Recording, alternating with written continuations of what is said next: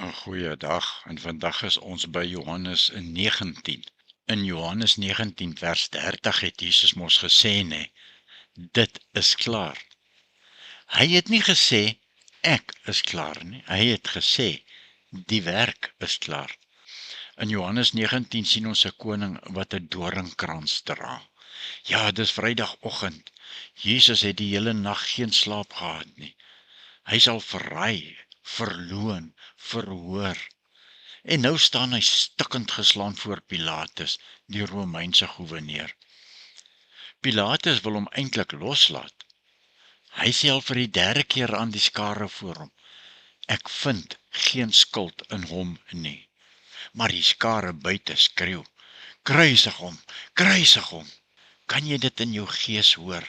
Kruisig hom. Ja, ons sien in Johannes 19 'n kroon, maar nie 'n kroon van goud nie. Die soldate dink dit snaaks en hulle spot hom. So jy is die koning, en hulle vleg 'n kroon van doringtakke, en hulle druk dit op Jesus se kop, en hulle slaan dit met 'n riet op Jesus se kop vas. En toe gooi hulle 'n persmantel oor sy skouers en hulle spot. Gegroet o koning van die Jode. Dan slaan en spoeg hulle hom in die gesig. Hulle besef nie, hulle kroon die regte koning nie. Hulle kroon die seun van God wat eendag oor hulle gaan oordeel. Hoekom Johannes 19 ons harte vasgryp, is om hierdie rede. Dis die hoofstuk waar die koning soos 'n misdadiger lyk, maar hy is besig om vir almal in te tree en te wen, almal wat in hom glo.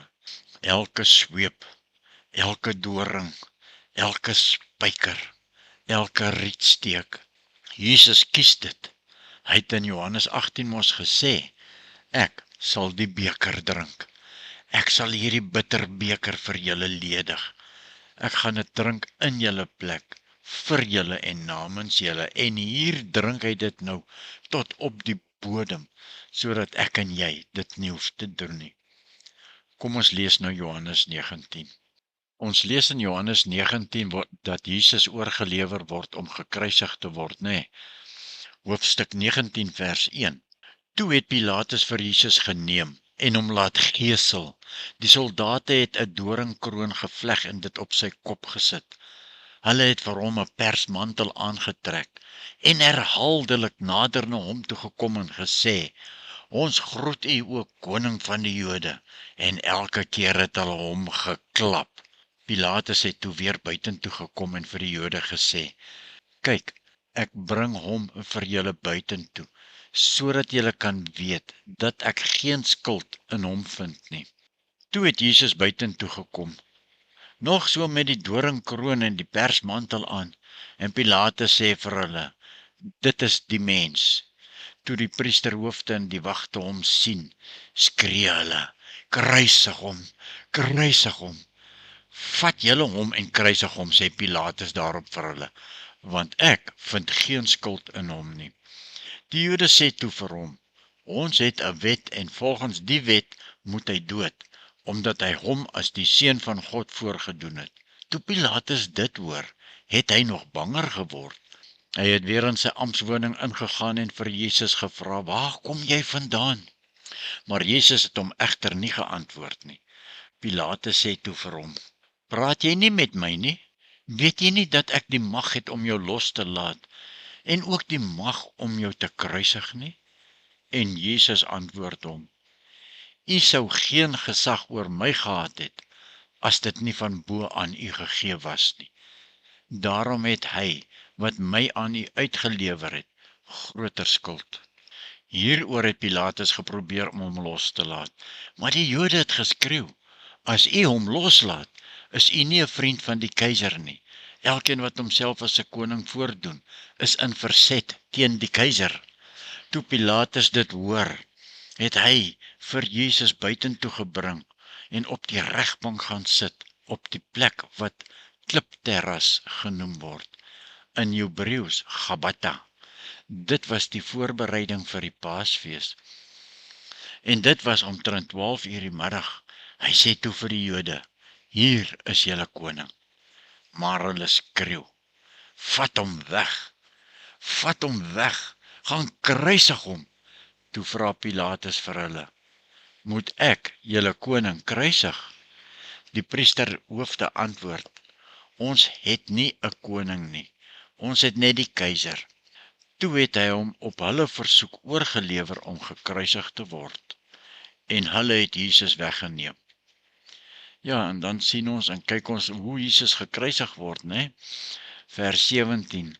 Jesus het self sy kruis gedra en uitgegaan na Kobbeenplek toe, soos dit genoem is in die Hebreëus Golgotha. Daar het hulle hom gekruisig en saam met hom 2 ander, een aan elke kant, met Jesus in die middel. Pilatus het ook 'n opskrif geskrywe en dit aan die kruis gesit. Daar het geskrywe gestaan, Jesus van Nasaret, die koning van die Jode. Baie van die Jode het daardie opskrif gelees, omdat die plek waar Jesus gekruisig is, naby die stad was. Die opskrif was in Hebreëus, Latyn en Grieks. Die priesterhoofde van die Jode het toe vir Pilatus gesê, moenie skrywe die koning van die Jode nie, maar skrywe, hy het gesê, ek is die koning van die Jode. Pilatus het vir hulle gesê, wat ek geskrywe het, het ek geskrywe. Toe die soldate Jesus dan gekruisig het, het hulle sy boklere gevat en dit in 4 dele verdeel. Vir elke soldaat 'n deel.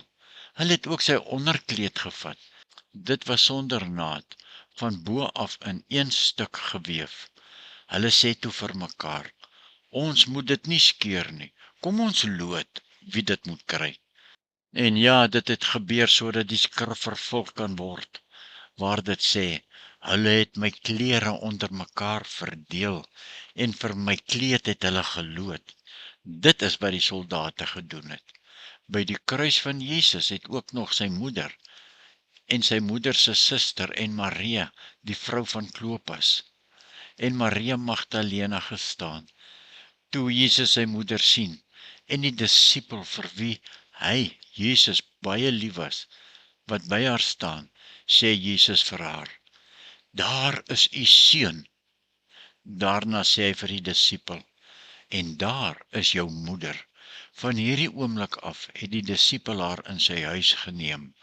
En dan kyk ons na die opskrif van Jesus sterwe, vers 28.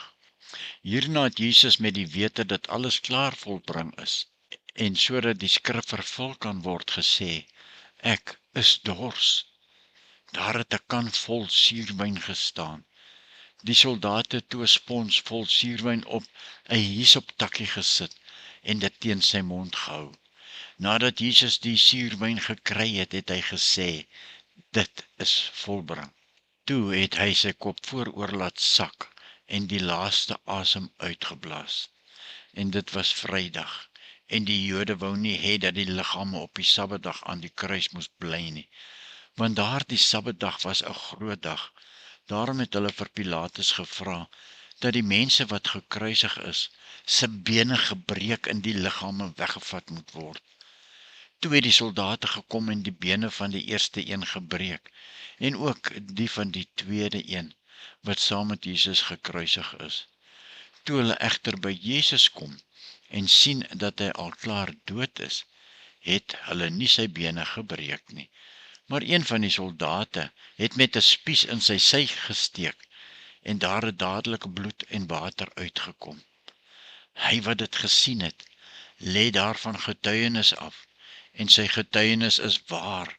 Hy weet dat hy die waarheid praat, sodat julle ook kan glo. Dit het gebeur sodat die skrif vervul kan word. Geen been van hom sal gebreek word nie.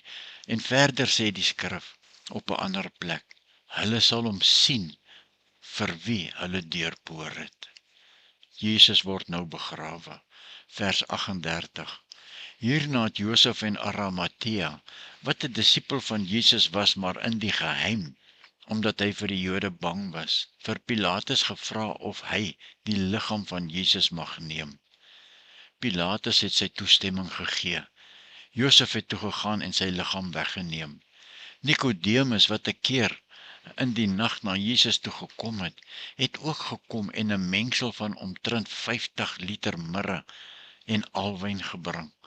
Hulle het die liggaam van Jesus geneem en dit met die geurolie behandel en in doeke toegedraai, soos dit die gebruik van die Jode was om iemand vir die begrafnis uit te lê. By die plek waar Jesus gekruisig is, was daar 'n tuin en in die tuin 'n nuwe graf, waarin daar nog niemand begrawe was nie. Daar het hulle Jesus begrawe, omdat die Sabbatdag vir die Jode al amper aangebreek het en die graf daar naby was. Tot sover vandag. En nou net gou baie kort 'n naskrifgedagte. Wat kan ons uit Johannes 19 leer? Dink 'n oomblik wat ons nou net gelees het. Wat net so 'n oomblikie en oordink elke vraagie. Nommer 1. Die skare het 'n keuse gehad wie om los te laat. Jesus of Barabbas. Hulle het Jesus verwerp. Hulle het die rower en die moordenaar gekies. En dit laat ons met 'n vraag agter. Wanneer verwerp ek Jesus omdat hy Jesus nie doen wat ek wil hê nie? Nommer 2. Ons dink aan Pilatus se keuse. Pilatus het gevrees vir sy posisie en die skare se oproerigheid. Maar Pilatus moes 'n keuse maak oor Jesus. Vir Jesus of teen Jesus. Wat kies ek hierdie week om te doen? Gaan ek kies veilig bo reg of reg bo veiligheid as die situasie na my toe kom om 'n keuse te maak? Kies ek wat voor God reg is of kies ek mense se aansien of oor wat hulle van my dink? En die derde gedagte is ek bereid om 'n geestelike doringkroon vir Jesus te dra? Is ek bereid om my kruis weer op te tel wat dalk geval het en langs my in die stof lê en my stadig van Jesus vervreem? Watter situasie in my lewe lyk soos 'n nederlaag? Of dalk 'n berg wat my in kommer laat styer voor die berg wat sommer so voor my kom staan het, so ongevraag, maar wat God kan wen? Is ek bereid om op God se tyd te wag? As daar 'n probleem is, want God weet presies wat in my lewe aan die gang is. En die laaste gedagte om te oordink. Wat probeer ek nog self deur my werke verdien, wat Jesus alreeds klaar betaal het, wat Jesus afgehandel het? Is ek bereid om by Jesus te bly wanneer dit swaar gaan, en nie net as dit maklik en lekker gaan nie? Ons sluit af met Johannes 19 met 'n kort gebed. Here Jesus, dankie dat U die doringkroon gedraai het sodat ons vry kan wees. Dankie dat U aan die kruis gesê het, dit is volbring, dis klaar, dis afgehandel, tetelestai, en dit vir ons bedoel het. Vergewe ons waar ons soos Pilatus bang is vir wat mense van ons gaan dink as ons opstaan vir die evangelie. Vergewe ons waar ons soos die skare iets anders bo U verkies. Vandag los ons by U kruis alles wat ons nog self probeer regmaak het, Here. Help ons om te onthou, U het klaar betaal. Ons is al klaar geliefd. Wees U opnuut ons koning, ook op die swaar dae, Here, ons koning. Amen.